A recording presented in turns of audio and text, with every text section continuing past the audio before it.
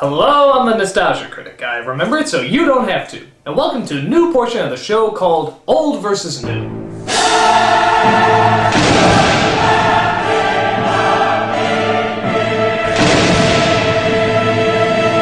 This is where I take something old and nostalgic and compare it to a recent remake to find out which one is better. With that said, let's take a look at two of my favorite movies of all time, Batman and The Dark Knight. Now both these films pushed the envelope of how to make a comic book movie. They were dark, edgy, and constantly breaking the barrier between fun kiddie antics and epic adult dilemmas. But which one is truly better, the original or the reimagining? Now I know technically Batman Begins was the first of these new movies, but Dark Knight is considered the best, and has the most similarities to the '89 film, battling the Joker and so forth. Also remember that none of this is fact, it's strictly opinion, so don't go apeshit if you don't agree with me. Even if you are completely wrong. So, let's see who's the best bad as we compare Batman and The Dark Knight.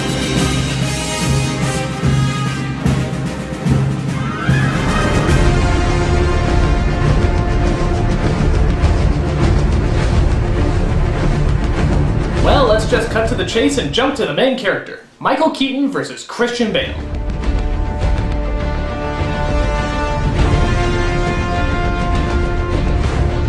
Now to be fair, Christian Bale has a lot to act through. He has to play Bruce Wayne the college student, Bruce Wayne the outcast, Bruce Wayne the warrior, Bruce Wayne the drunken millionaire, and Bruce Wayne as Batman. Thank God they didn't ask him to do Bruce Wayne the transvestite, that would have destroyed him. Any one of those would be hard to do, and he has to do all 5. But I have to admit, as hard as Bale tries, Michael Keaton is still the superior Batman. The main reason? He keeps all his pain inside. When you see Bale, you can instantly see someone who's either looking for attention or trying to hide something. With Keaton, he acknowledges that this is his battle and he'll fight it alone. If you heard this guy was Batman, you'd be like, yeah, he seemed a little odd to me.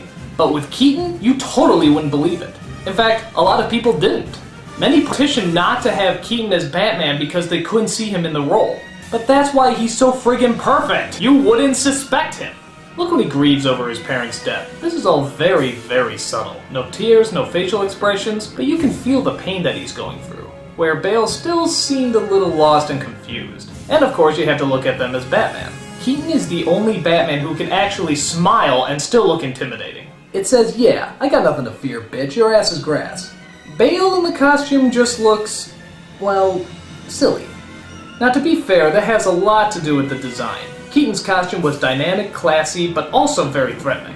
Bale's always looked a little off to me. The nose was weird, and I think it was a little too bulky. It didn't really look like Batman, it looked like a guy dressing up as Batman.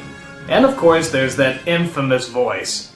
This city just showed you that it's full of people ready to believe in good. I know, everyone's made fun of this voice, so I'll try to keep it to a minimum.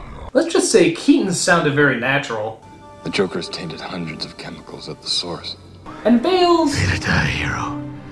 Or you live long enough to see yourself become the villain. didn't. In fact, let's play these threat scenes back to back. I'm not going to kill you. I want you to do me a favor. I want you to tell all your friends about me. Where were the other drugs going? I don't know. Why? You can tell Bale is trying to be threatening while Keaton just sort of naturally is. You don't mess with Mr. Mom. Even when he's trying to save a family's life, he still does that stupid voice. You don't want to hurt the boy, Harvey. Come on, people's lives are at stake. Can't you just cut the act? Because you were the best of us. Let's just pray he doesn't read at any orphanages anytime soon. Good night, Moon. Good night, Moon. Good night, Star. While still doing a good job, Bale can compete with the unexpected master himself. Point goes to Keaton. Sorry to disappoint. But a hero can only be as good as his villain, and the Joker is one of the greatest villains of all time. But again, which one is the true clown prince of crime? Ledger or Nicholson?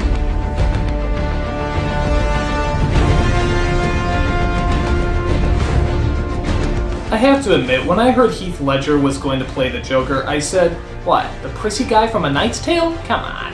And when I saw the design of the character, that didn't help much either. It looked like a kid who put on grandma's makeup wrong. How was that threatening? Even after his tragic death, that didn't change anything for me. I still thought he was gonna suck. Nobody can top Jack and nobody ever will. He's practically been playing the damn part all his life. So what makes them think this pretty boy can do any better? Well, thankfully, I was 100% wrong. Heath Ledger is not only funny as the Joker, but he's also shit-your-pants scary. I think this is because he encompassed every previous Joker that had existed before. The comic, the cartoon, the Nicholson performance. There's even a little bit of Cesar Romero in there. Just listen to that laugh and tell me they don't sound alike.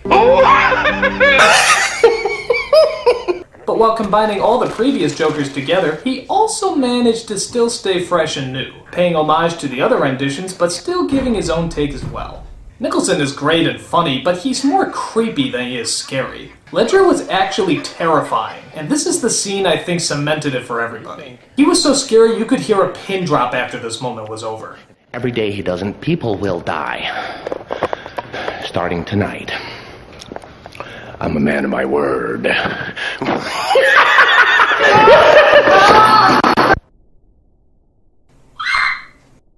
It's interesting how in the '89 film we know all about the Joker and little about Batman, yet in the new films we know all about Batman and little about the Joker. In both cases, I say less is more. The more mystery there is about the character, the more fascinating we often find them. And Ledger's character is no exception. Jack, I love you, but this is the Joker that seems to have everything. All the laughs, all the intelligence, and all the frights. I have given a name to my pain. But what good is good characters without good supporting characters? I don't know, but this film had some good ones.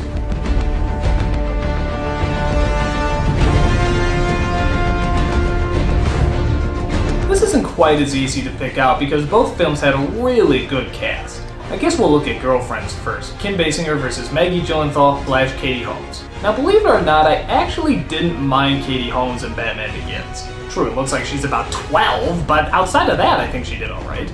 And the same can be said for Gyllenhaal, who both play very tough and intelligent roles. Basinger, on the other hand, was a very typical damsel in distress. Always in trouble, always being saved, and I swear, speaking only in screams. But to be fair, she was a much more interesting character. She was kind, insightful, but was also cunning and quick.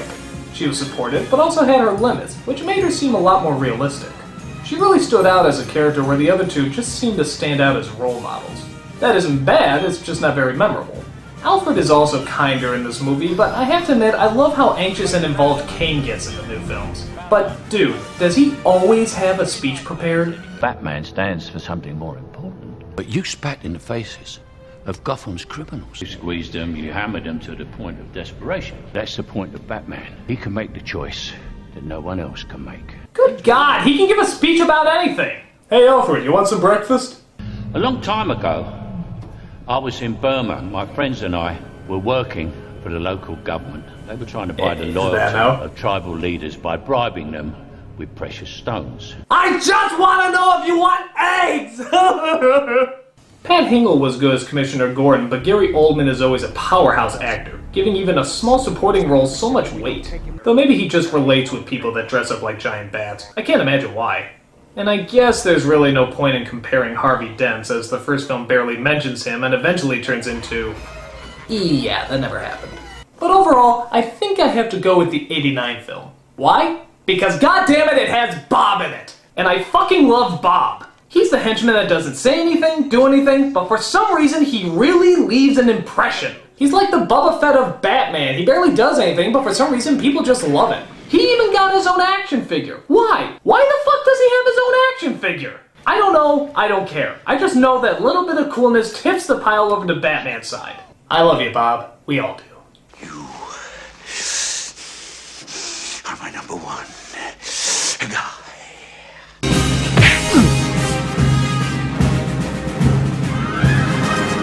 But hey, what fun are good supporting characters if they can't beat the shit out of each other? Here's to the best action scenes.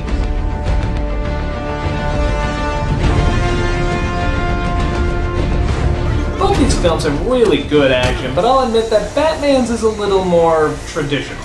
I mean, the settings are great and the fighting is cool, but it's nothing really spectacular. I mean, look at this. They fire randomly in the air. Why? Isn't that a waste of ammo? What, are they looking for birds to shoot or something?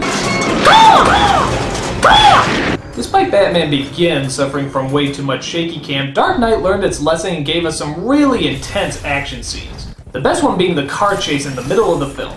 This was really hardcore and had a great amount of suspense and tension. The rest of the action is decent too, though the last fight at the end did seem to go on a bit. The action seemed much grander in Dark Knight, where the grandness of all the other films is somewhat limited to its effects budget. Yeah, that doesn't look like a model at all. Again, I love the action in both films, but Dark Knight had you glued to its scenes from beginning to end. And I'd say that definitely deserves the point.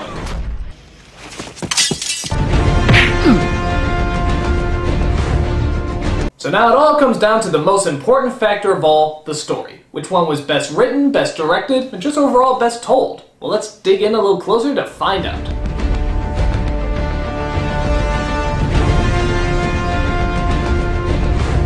Now to be fair, the plots to both these films is all over the map. Neither of them are that coherent, but then again with the Joker, that's kind of the idea. The motivation of Ledger's Joker seems to be to spread anarchy and chaos, but Nicholson's motivation actually is anarchy and chaos. It just sounds crazy. I make art until someone dies. How totally nuts is that? That's like saying I want to be an architect. I need bodies. The film also climbs to a decent climax, building on top of every scene while still leaving time for the audience to breathe. In Dark Knight, the whole third act is like one big climax. It's intense, but it does get a little tiring after a while. Can't there ever be a break? Alright, give me a minute, I need water. In the '89 film, a lot of people had problems with Batman being so quiet and in the shadows while the Joker is so loud and soaks up the attention.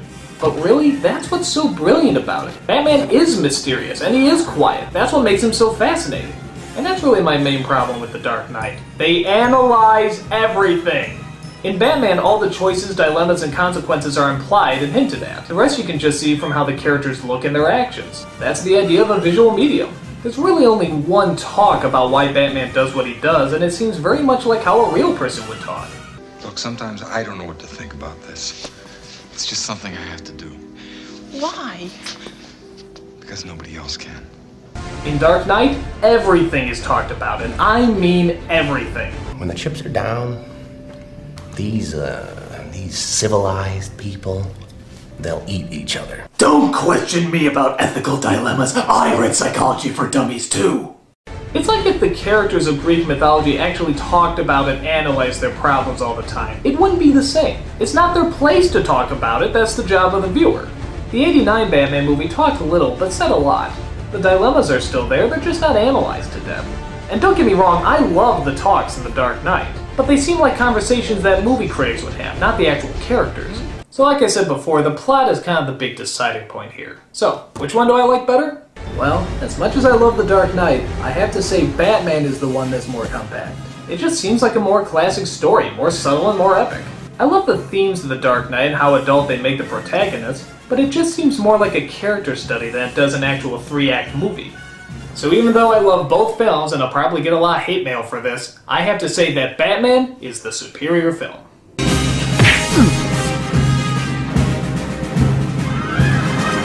So the old wins in this situation. Does that mean I don't like The Dark Knight? Not at all. I just like Batman a little more. And my whole hope is that Christian Bale doesn't take what I said about him too seriously. Excuse me. Hello? What the fuck are you doing? I'm sorry, man. I just thought... No, don't just be sorry.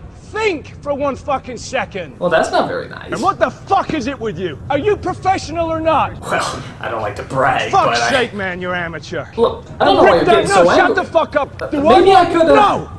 No! I wanna fucking kick your fucking ass. Why are you so angry? I just don't get it. What don't you get about it? Hold on.